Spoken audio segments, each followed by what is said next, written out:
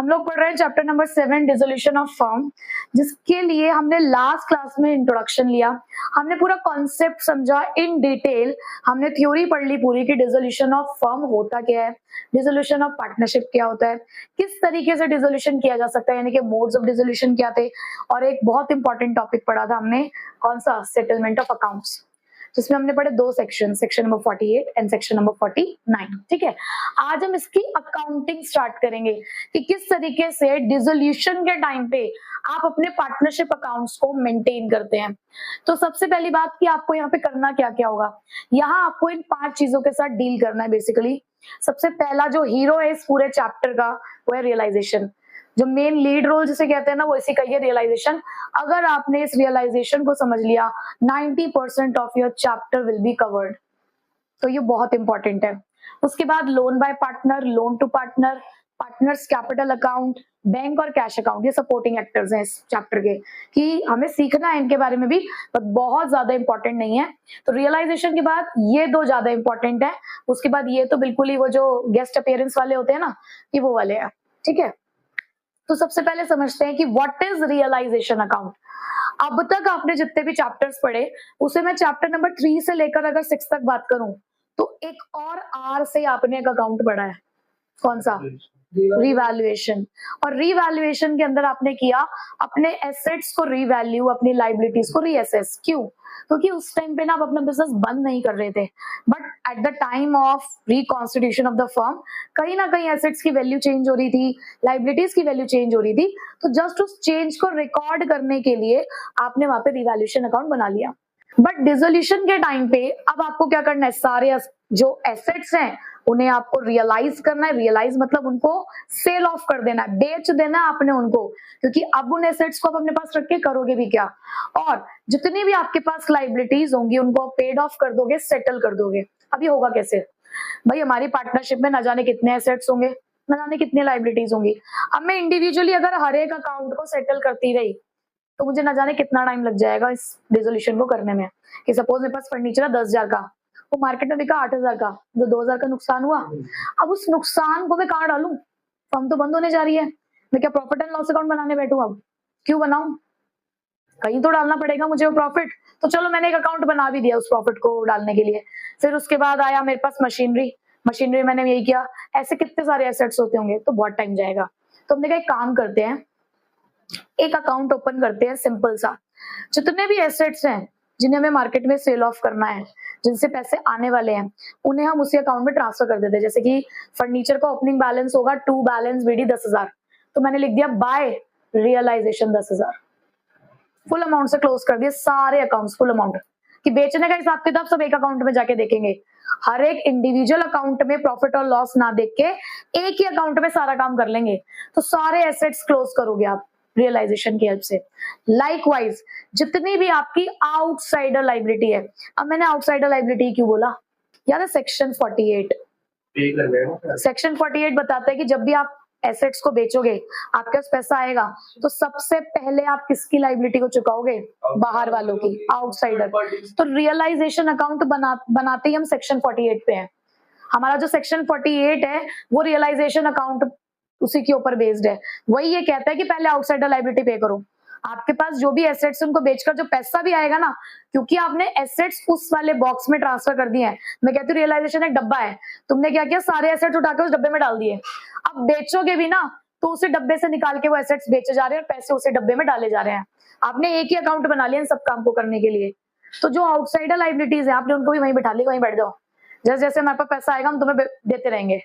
तो basically section 48 ने तो हमें कहा था कि आउटसाइडर लाइबिलिटी को पहले पैसा देना है। तो जो भी हमारे पास पैसे आएंगे सबसे पहले आउटसाइडर लाइबिलिटी को दिए जाएंगे।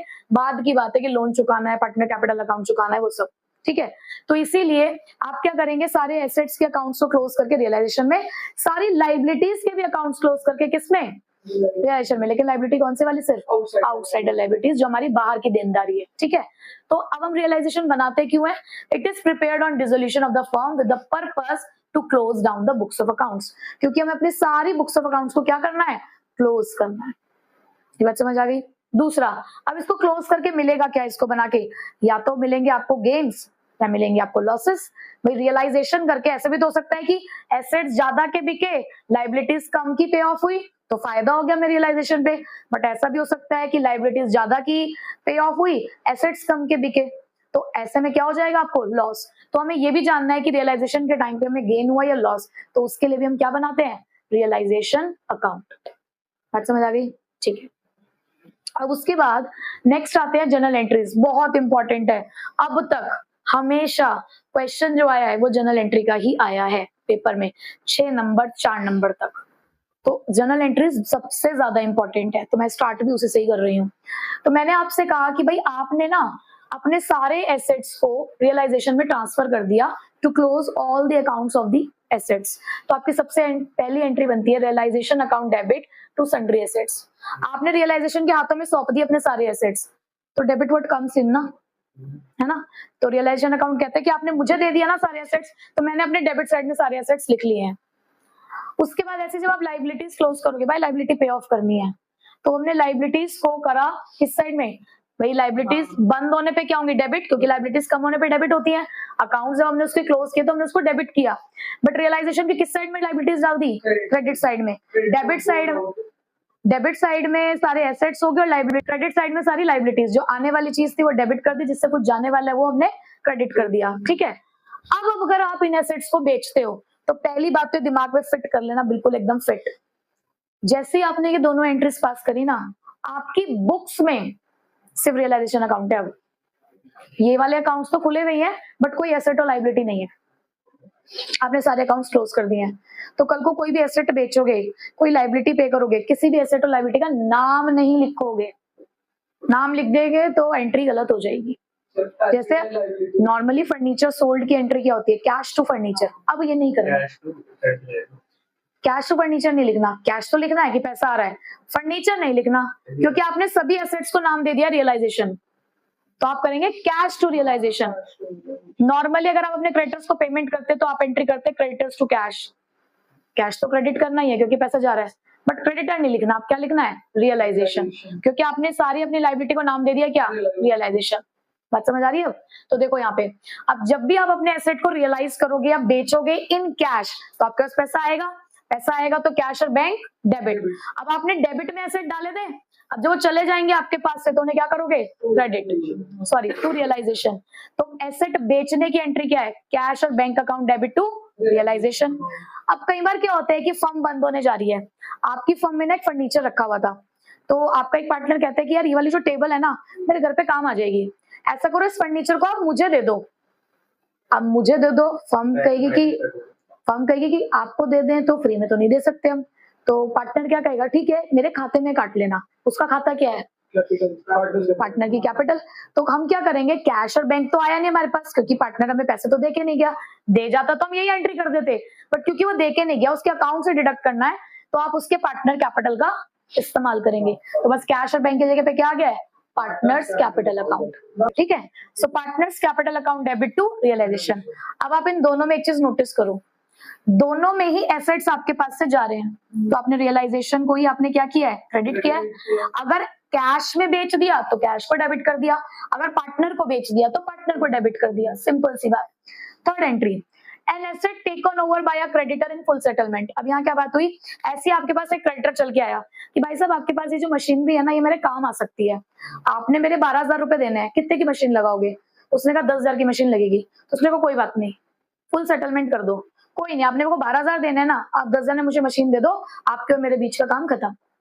अब जब हम कोई अपनी लाइबिलिटी पे करते हैं, हम एंट्री करते हैं रियलाइजेशन टू कैश, और जब एसेट बेचते हैं तो कैश टू रियलाइजेशन, दोनों जगह सेम अमाउंट जा रहा है, तो एंट्री कैंसिल हो गई। ना पैसा आया ना पैसा गया।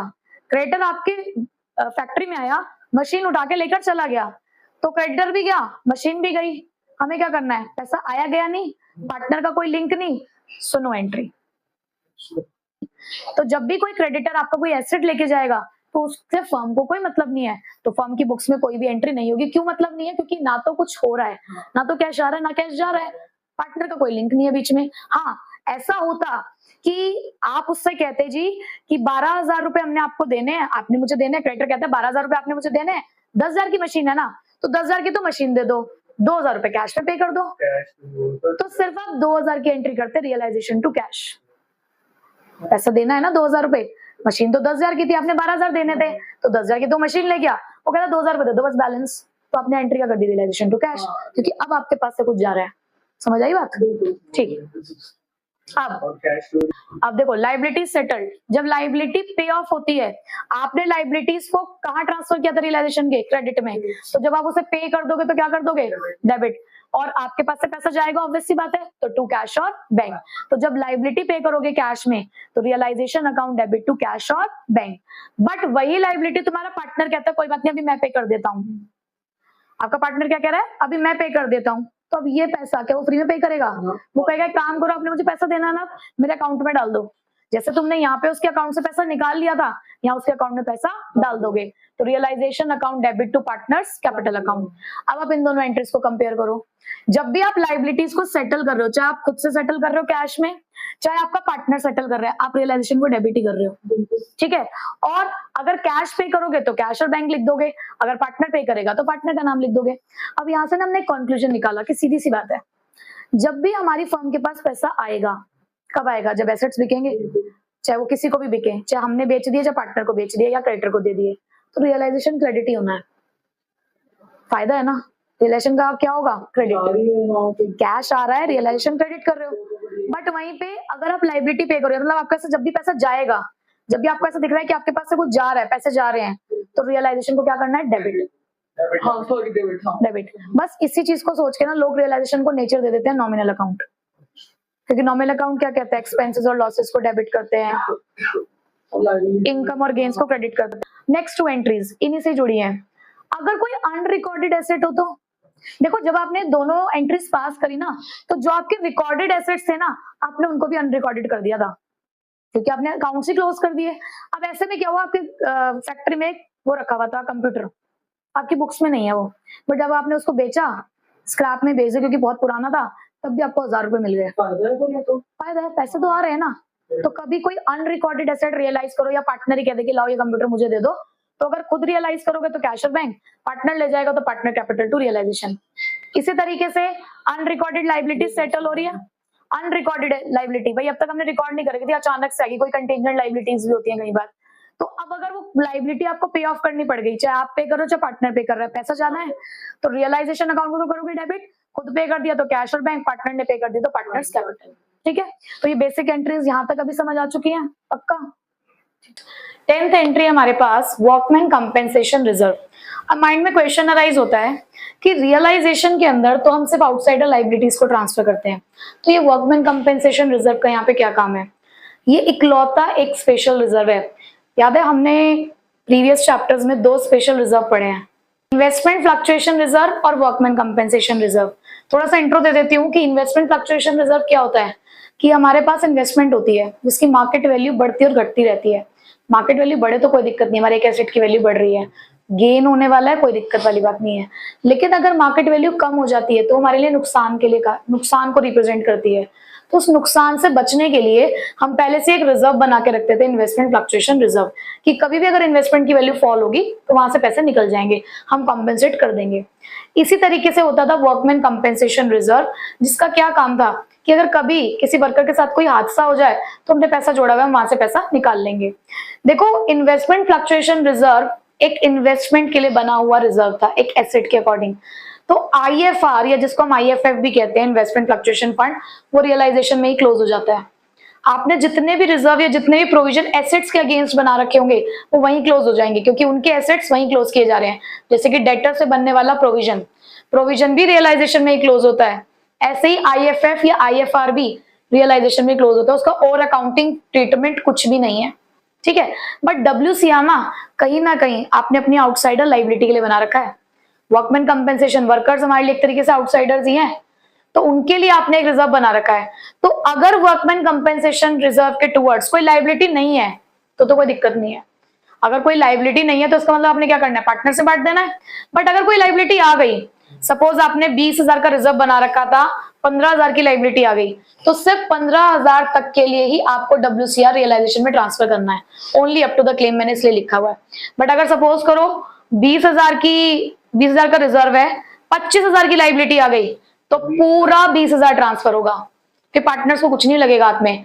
जब 20,000 का रिजर्व था, 15,000 की लाइबिलिटी थी, तो 15,000 तो आपने यहाँ ट्रांसफर कर दी रिजर्व के, बचे 5,000 कहाँ ट्रांसफर करोगे? पार्टनर्स कैपिटल में। बट जहां क्लेम ज्यादा हो गया, रिजर्व कम पड़ गया, तो वहां कुछ नहीं कर सकते, वहां पूरा का पूरा ट्रांसफर हो जाएगा। ठीक है, तो बस इतना सा किस्सा था WCR का। मेन हमारे लिए एक बहुत इंपॉर्टेंट मुद्दा है ये रियलाइजेशन एक्सपेंस। रियलाइजेशन एक्सपेंसेस क्या होते हैं कि जब हम अपने फर्म का डिसोल्यूशन कर रहे होते हैं तो उसको dissolution expenses, winding up expenses भी कहा जाता है। तो उस टाइम पे एसेट्स को बेचने में, लाइबिलिटीज को पे ऑफ करने में कुछ खर्चे हो जाते हैं, तो उन खर्चों को भी हमें भरना होता है। तो उन खर्चों को भरने के पीछे कुछ किस्से हैं। क्या? पहला किस्सा बॉन्ड बाय और पेड बाय। पहले तो ये समझना होगा कि बॉन्ड बाय और पेड बाय क्या है। बॉन्ड बाय का मतलब है कि खर्चा किसका है, बॉन्ड बाय का मतलब कि बर्डन किसके ऊपर है, ये रिस्पॉन्सिबिलिटी किसकी है। बॉन्ड बाय मतलब कौन भरने वाला है, किसकी जेब का खर्चा है ये। बेसिकली आप कह सकते हो बॉन्ड बाय क्या है, किसकी जेब का खर्चा है। पेड बाय का मतलब क्या है, किसकी जेब से निकल रहा है। देखो हमारे पास दो ही पार्टीज हैं इस काम को करने के लिए, या तो फर्म है या हमारा पार्टनर है।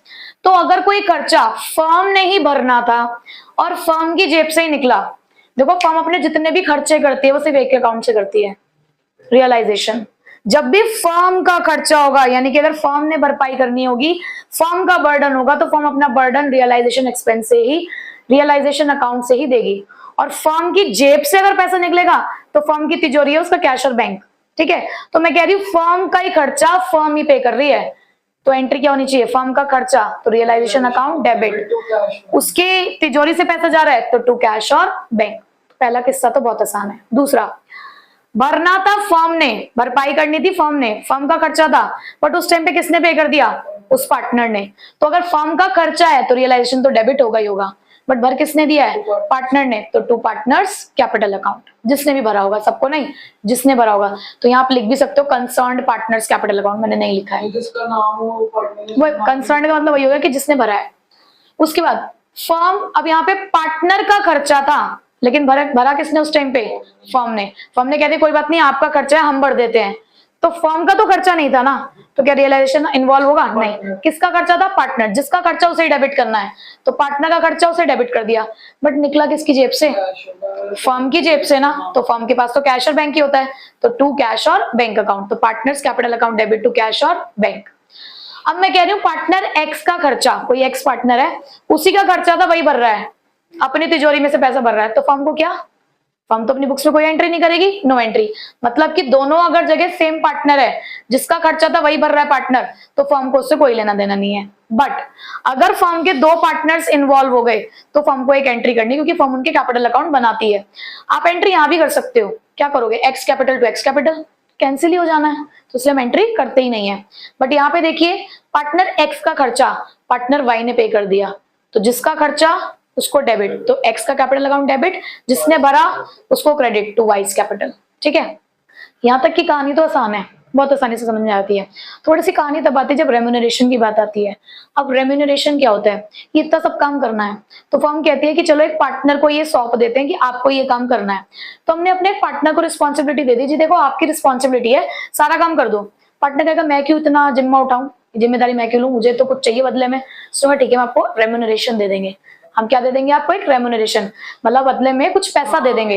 भाई हम आपको एक्स्ट्रा 10,000 रुपए दे दें, आप ये काम कर दो, हमारे लिए ये काम कराओ, एक्स्ट्रा 10,000 रुपए ले लेना हमसे।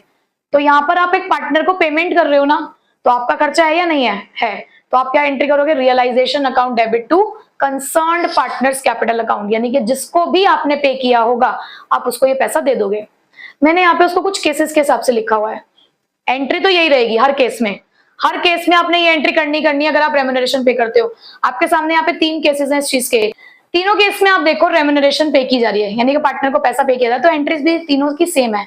तो अलग क्या है, क्यों केसेस अलग बने, भाई कुछ तो होगा। आप पहली चीज देखो, जब भी आप रेम्यूनरेशन दोगे एंट्री आपको पास करनी है, चाहे कोई सा भी केस है। बात आती है जो आगे की एक्स्ट्रा बातें लिखी हुई है, उन्होंने कहा partner is paid the remuneration and realisation expenses borne by the firm. उन्होंने कहा कि पार्टनर को हम रेम्यूनरेशन देंगे बट रियलाइजेशन का खर्चा फर्म ही भरेगी, मतलब फर्म का खर्चा ही माना जाएगा। तो इसका मतलब फर्म का खर्चा है तो आपको फर्म के रियलाइजेशन से पे करना होगा। अब सपोज करो कि हमने पार्टनर को देने थे 10,000 रुपए, रियलाइजेशन का खर्चा आया 5,000 रुपए, ठीक है, फर्म का ही खर्चा है और उस टाइम में फर्म ने कह दिया लो हमसे ही ले लो पैसे भी, भाई इनमें से कोई सा भी केस हो सकता है ना, फर्म ने कह दिया हमारा ही खर्चा है हमसे ही ले लो पैसे, तो आप मुझे बताओ फर्म का टोटल खर्चा कितना होगा? 15,000 total 15,000। Relation expenses account debit 15,000, to partners capital account debit 10,000, और फर्म की तिजोरी से निकला होगा तो टू कैश और बैंक 5,000। बात समझ आ गई? बट वहीं पे फर्म ने कहा कि भाई देखो रियलाइजेशन एक्सपेंसेस भर तो हम रहे हैं, पे आप करोगे, भरपाई हमारी है, फिलहाल आप पे कर दो। भाई आप रियलाइजेशन का काम करोगे ही ना, तो 10,000 तो आपकी कमीशन है, 5,000 का खर्चा फिलहाल आप पे कराना, हम आपको बाद में दे देंगे। तो इस केस में वो पार्टनर को टोटल पैसा कितना देगी? 15,000। तो बस एक ही एंट्री पास करके छोड़ देना है, ठीक है। तो आपको बेसिकली नए केसेस के हिसाब से काम करना है। इसके आगे की चीज एंट्री ये वाली मेन रहेगी। इसके बाद दूसरे केस पे आते हैं।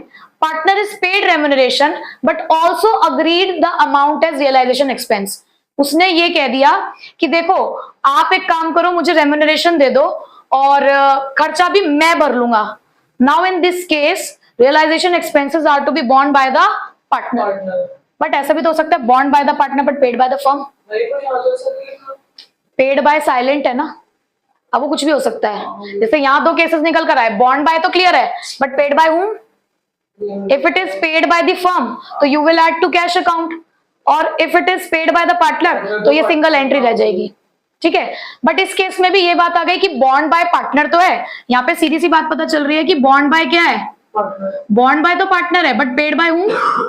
पेड बाय इज साइलेंट ना, तो पेड बाय क्या हो सकता है? अगर उन्होंने कह दिया paid by the partner, bond by partner, paid by partner, तो आपको कोई एंट्री करने की जरूरत नहीं है उन 5,000 के लिए, सिर्फ 10,000 के लिए आपने रेम्यूनरेशन दे दिया। बट अगर पेड बाय फर्म हो गया तो इसके साथ आपको एक और एंट्री पास करनी पड़ेगी, रियलाइजेशन टू कंसर्न पार्टनर्स 10,000 की रेम्यूनरेशन, फिर आप अगली एंट्री पास करोगे partners capital account debit to cash 5,000। मैंने इसलिए ज्यादा एंट्रीज लिखी नहीं क्योंकि आपको ये कॉन्सेप्ट समझ आ चुका है, आगे की कहानी तो आपको खुद बनानी है। तीसरा पॉइंट इसका, a partner is paid fixed amount. हमने कहते जी टोटल हम आपको 20,000 रुपए देते हैं इंक्लूडिंग रियलाइजेशन एक्सपेंसेस। अब 20,000 टोटल पैसा दे दिया हमने आपको, अब चाहे रियलाइजेशन का खर्चा 22,000 आए या 15,000 आए हमें मतलब नहीं है, हमने आपको टोटल 20,000 दे दिया, इससे ज्यादा हम देंगे ना कम हम देंगे। अब रियलाइजेशन एक्सपेंसेस आप देखो, bond by and paid by you only, यहाँ पे तो एक ही केस हो गया, तो सिर्फ हमने यहाँ पे 20,000 से एंट्री करके छोड़ देंगे क्योंकि हमने 20,000 की रेम्यूनरेशन आपके फिक्स कर दी है। तो आपको तीनों बात समझ आ गई? ये तीनों तो बात सही आ गई क्योंकि इसमें एक एक हमें उन्होंने क्लियरली बता दिया, अगली कहानी हम खुद बना सकते हैं। But if the question is silent is to bond by paid by, कभी कभी किसी क्वेश्चन में बॉन्ड बाय बता देंगे पेड बाय नहीं बताएंगे, कभी कभी पेड बाय बता देंगे बॉन्ड बाय नहीं बताएंगे, और कभी कुछ भी नहीं बताएंगे। तो उसमें दो किस्से आते हैं कि आपने रेम्यूनरेशन दी है या नहीं दी है। अगर आपने रेम्यूनरेशन नहीं दी है तो चाहे बॉन्ड बाय हो चाहे पेड बाय हो, कोई भी साइलेंट हो आप फर्म मानोगे। अगर आपने पार्टनर को रेम्यूनरेशन नहीं दी है तो चाहे बॉन्ड बाय के लिए साइलेंट हो क्वेश्चन या पेड बाय, आपने क्या मानना है? फर्म। बट अगर आपने रेम्यूनरेशन दी है, पार्टनर को अलाउड करी है और क्वेश्चन साइलेंट हो गया या तो बॉन्ड बाय के लिए या पेड बाय के लिए या चाहे दोनों के लिए, तो उस केस में पार्टनर के लिए मानना है, ठीक है। अदरवाइज अगर एक एक पार्ट दे रखा है तो वो तो आप अपने आप अज्यूम कर सकते हो। समझ आ गई बात? ठीक है। नेक्स्ट, जैसे ही आप रियलाइजेशन का सारा काम कर लोगे, सारी एंट्रीज अपने ट्रांसफर कर ली, एसेट सेल कर दिए, लायबिलिटी सेटल कर दी, उसके बाद आपको होगा रियलाइजेशन से फायदा या नुकसान। अगर आपको फायदा होता है यानी कि गेन होता है रियलाइजेशन पे, और ऐसा कब हो सकता है? जब आपकी क्रेडिट साइड बड़ी होगी और डेबिट साइड छोटी होगी, यानी कि पैसा आया ज्यादा होगा गया कम होगा, तो एंट्री हो जाएगी realisation to partners capital account. But वहीं पे अगर आपको हुआ होगा नुकसान, नुकसान कब? जब पैसा गया ज्यादा होगा आया कम, यानी कि डेबिट बढ़ा है आपके क्रेडिट से, तो इन दैट केस आप लॉस की एंट्री करोगे partners capital account debit to realisation. अब उसके बाद अगला मुद्दा आता है लोन। अब वो लोन या तो पार्टनर ने दिया होगा या फर्म ने पार्टनर को दिया होगा। अब अगर है loan to a partner, loan to a partner का मतलब क्या है? फर्म ने पार्टनर को लोन दिया है, तो फर्म के लिए एसेट और लायबिलिटी। तो जब भी कोई फर्म पार्टनर को लोन देती है तो वो उसके लिए एसेट है, तो इसको आपको एसेट की तरह डील करना है कि अगर पेमेंट आपके पास आ गई तो आप एंट्री करोगे कैश और bank account debit to loan to partner when the amount is received. But अगर हम कहते कि देखो पार्टनर, हमने आपको कैपिटल का पैसा देना है या कैपिटल से पैसा लेना है, कुछ भी हो सकता है लास्ट में, लास्ट में कुछ भी हो सकता है, तो आप अपने लोन को पार्टनर के कैपिटल में भी ट्रांसफर कर सकते हो। तो पार्टनर में ट्रांसफर करोगे तो पार्टनर्स कैपिटल अकाउंट डेबिट, उसके अकाउंट से काट लिया आपने पैसा, तो लोन टू पार्टनर। ठीक है, ये तो हो गए लोन टू अ पार्टनर के दो केस। अब यहीं पे बात करते हैं लोन बाय पार्टनर। अगर कभी किसी पार्टनर ने फर्म को लोन दिया, पार्टनर ने फर्म को लोन दिया, तो पार्टनर के लिए तो एसेट ही है और फर्म के लिए लायबिलिटी है, फर्म की लाइबिलिटी, तो लाइबिलिटी की तरह इसको डील करना है। अब इसमें 3 किस्से, किस्से तो ज्यादा थे बट ऑलमोस्ट सेम थे। मैंने आपके लिए उन किस्सों को सिर्फ 3 में डिवाइड कर दिया है, किस्से तो इसके अंदर ज्यादा थे। पहला, अगर आपने फुल लोन अमाउंट पे कर दिया तो loan by partner account debit to cash account या बैंक अकाउंट। हमने इसको रियलाइजेशन में ट्रांसफर नहीं करते लोन को, क्योंकि ये आउटसाइडर लाइबिलिटी के बाद आता है। ठीक है, when the lesser amount is paid or in part payment, when the lesser amount is paid, पहले इसकी बात करते हैं। 10,000 का लोन है, 9,500 रुपए पे कर रहे हो, तो लोन अकाउंट तो पूरे से कंप्लीट होगा। आप यहाँ पूरा लिखोगे loan by partner account debit 10,000, पर पैसा कितना क्या होगा आपके पास से 9,500, बचे 500 का क्या हुआ, क्यों, फायदा है ना। 10,000 की लाइबिलिटी 9,500 में सेटल हो गई, तो 500 का फायदा रियलाइजेशन। या मैं कहूं, वो कह रहा है कि एक काम करो, 10,000 का लोन है, 9,500 रुपए मुझे ऐसे दे दो, 500 को कोई एसेट दे दो अपना, तो उसे बोलते हैं पार्ट पेमेंट। तो उस केस में भी सेम एंट्री होनी है, क्यों, क्योंकि लोन बाय पार्टनर तो 10,000 से ही खत्म होगा, पैसा आपके पास से 9.5 ही गया, बट 500 का जो एसेट है वो आपके रियलाइजेशन से निकाला गया ना, तो इसलिए टू रियलाइजेशन। ठीक है, इसके अलावा अगर वो कहते हैं पैसा मत दो, कोई एसेट ही दे दो, कितने का, 10,000 का लोन था, 10,000 का ही एसेट दे दो, तो loan by partner to realisation. But वहीं पे वो कहते हैं 10,000 का लोन है, 8,000 का एसेट दे दो, फुल सेटलमेंट होगी, तब भी आपने कुछ देना तो है नहीं बदले में, तब भी कुछ देना तो है नहीं, फायदा तो आपको तब भी हो रहा है, फायदे तो रियलाइजेशन में तब भी जा रहे हैं।